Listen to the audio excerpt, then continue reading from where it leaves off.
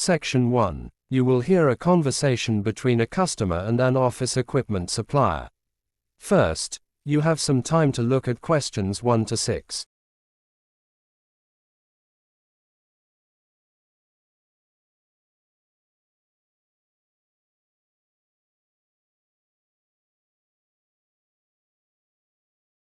Listen carefully and answer questions 1 to 6.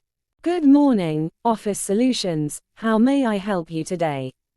Hello, I'd like to place an order for some office supplies and computer equipment. Certainly. Let me take down your details. First, I'll need your reference number. Yes, it's BT549872. BT549872. Thank you. And may I have your name, please? It's Sarah Williams. Thank you, Ms. Williams. Now, what office supplies are you looking to order? We need some printer paper.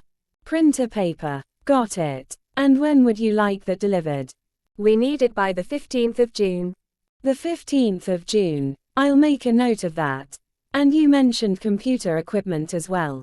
Yes, we need to purchase some new monitors. The model number is P2419H. P2419H monitors. And would you like to add the extended warranty? Yes, please. How long is that for? Our standard extended warranty is 24 months. That sounds perfect. Before you hear the rest of conversation, you have some time to look at questions 7 to 10.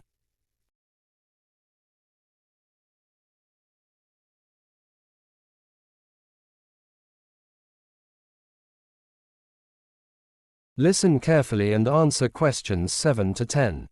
Great. Is there anything else you'd like to add to your order?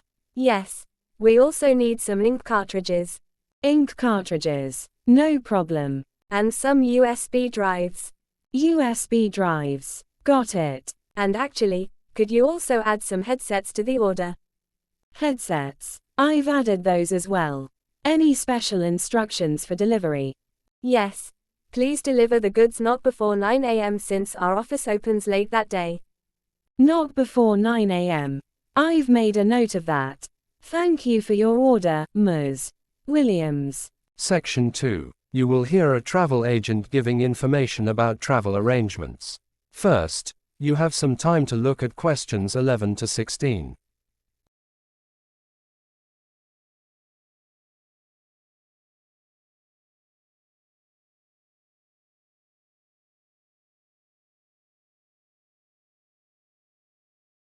Listen carefully and answer questions 11 to 16.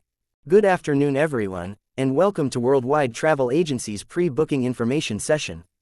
I'll be explaining the booking process and providing some useful travel tips for our Thailand vacation packages. When you decide to book with us, we'll first need your customer reference number. If you've traveled with us before, this will be something like TH8742, which helps us locate your details quickly in our system. Next, we'll need to know how many people will be traveling in your group. Our Thailand packages can accommodate groups of up to 5 travelers comfortably, which is perfect for families. The departure date is also important. Currently, we have good availability for early August, with the 3rd of August being particularly popular as it coincides with a local festival in Bangkok. Now, regarding accommodation requirements. Many families prefer our family suite option, which provides separate sleeping areas while keeping everyone together. This is especially popular for those traveling with children. Special facilities are also worth considering. Most clients request a swimming pool, which is standard in our partner hotels in Thailand given the warm climate year-round. Budget considerations are crucial when planning your trip. Our Thailand packages typically range from budget options to luxury experiences, with many families setting a maximum budget of $250 per night for accommodations. Before you hear the rest of the conversation, you have some time to look at questions 17 to 20.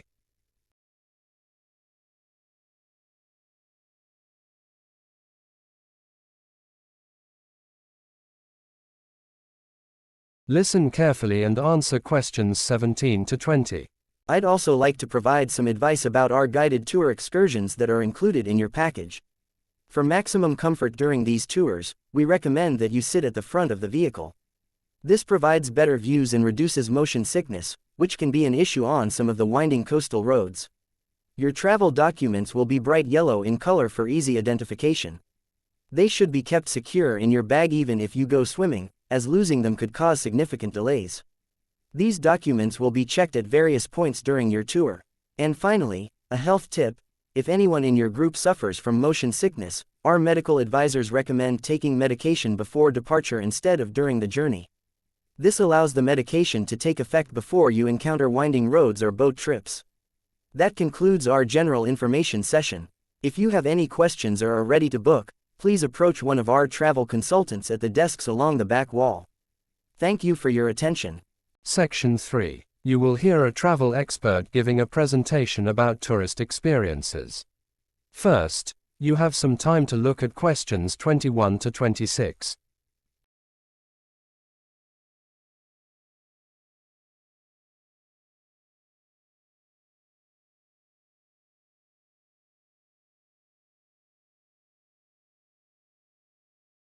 Listen carefully and answer questions 21 to 26. Good afternoon, everyone, and welcome to our session on International Travel Insights. Today I'll be sharing findings from our recent survey of travelers to Mediterranean destinations.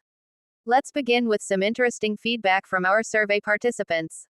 One traveler, Sarah, shared her thoughts about hotel accommodation. While the hotel was centrally located, she found it a little disappointing. The rooms were smaller than advertised, and the facilities weren't as modern as shown in the promotional materials. Several other travelers expressed similar sentiments about their accommodations. Our survey also included Michael, an experienced traveler who rated his recent journey quite positively. Interestingly, his trip exceeded his expectations in several ways. The cultural experiences were richer than anticipated, and he found local interactions more rewarding than he had on previous journeys. His detailed feedback mentioned specific historical sites that weren't in the guidebooks but made his experience special. When discussing weather conditions, our Mediterranean travelers reported varying experiences. During their beach visits in August, temperatures were consistently high. Most reported readings of 31 degrees Celsius during midday, though some areas experienced slightly cooler conditions in the mornings and evenings. This is typical for the region during summer months, so travelers should prepare accordingly. Michael's feedback about guided tours revealed an interesting concern. While many travelers worry about costs when booking guided experiences, his main concern was actually about overcrowding. He specifically mentioned that he chose a small group option to avoid the tourist crush at popular sites. This sentiment was echoed by approximately 37% of our survey respondents, who listed crowding as their primary concern with guided tours. The purpose of city walking tours generated diverse responses. While some travelers participated in these tours to visit popular restaurants or improve their fitness through walking, our analysis shows that the predominant purpose was to gain an overview of main attractions. This orientation helps travelers decide which sites merit a return visit for more in-depth exploration later in their trip. When analyzing tour schedules, we found interesting patterns in museum visitation. According to the most common tour itineraries, museum visits typically occur after shopping at local markets. This scheduling choice allows travelers to experience local culture through commerce before exploring its history in a more formal setting. Some tour operators are now experimenting with reversed schedules, but the traditional approach remains predominant. Before you hear the rest of the conversation, you have some time to look at questions 27 to 30. Listen carefully and answer questions 27 to 30. Now, let's discuss specific recommendations for various tourist attractions. Our guide team has compiled advice for visitors to maximize their experience at each site. For the City Museum, the single most important recommendation is to book tickets online in advance. The popularity of this attraction means that walk-up tickets often sell out by mid-morning, particularly during peak season. Regarding the Grand Cathedral, tour guides strongly advise allowing at least 3 hours for your visit. The cathedral complex includes multiple sections, and rushed visits often lead to missing significant architectural and historical elements. For the Harbor District, our guides recommend 2 key strategies: arriving early to avoid crowds and using public transportation. Parking is extremely limited in this area, and early morning offers the best photography opportunities with fewer tourists in frame. Finally, for the national park, guides suggest a combination of visiting during weekdays only and taking a guided tour. The weekday recommendation helps avoid weekend congestion, while guided tours ensure you don't miss the park's hidden natural treasures that independent visitors often overlook. That concludes our overview of traveler experiences and recommendations. Are there any questions before we move to our next topic? You will hear a lecture about travel and tourism. First, you have some time to look at questions 31 to 40.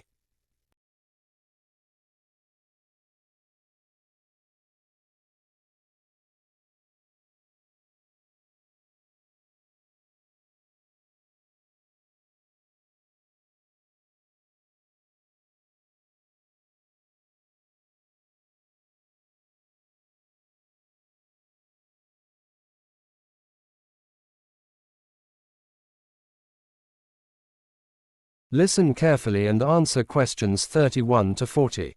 Welcome to today's lecture on modern trends in global tourism. Before we dive into the statistics, I'd like to share some insights from our research on tour management and visitor experiences. In the tourism industry, the planning of tour itineraries is crucial to visitor satisfaction. While many assume this responsibility falls to travel agencies, our research indicates that it's actually the tour coordinator who handles this critical function. The tour coordinator works behind the scenes, balancing visitor interests with logistical constraints to create optimal experiences. When visiting historical sites, timing can significantly impact your experience.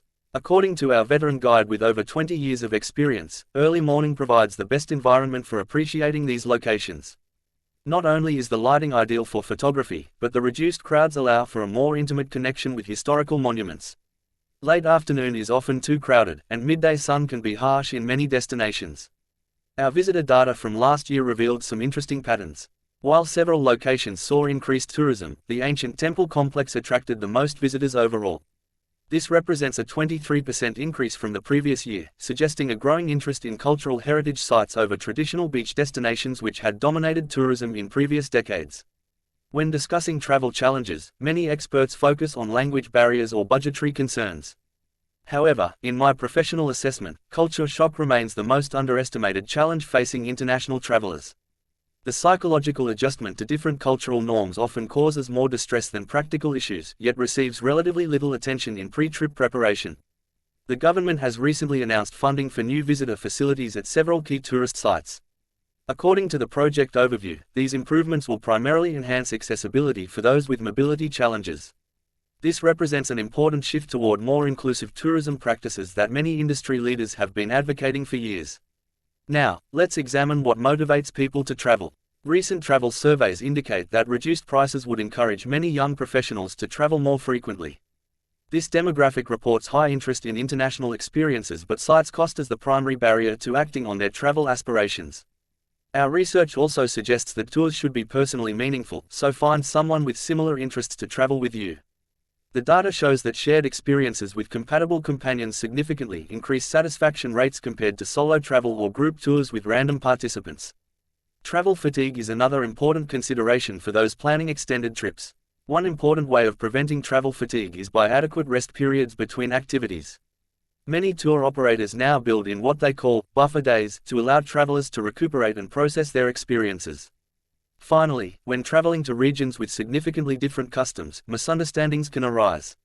Cultural misunderstandings can also be reduced by using non-verbal techniques. These might include gesture recognition, observation practices, and visual communication methods that transcend language barriers. Next week, we'll continue our discussion by examining sustainable tourism practices and their implementation in developing economies.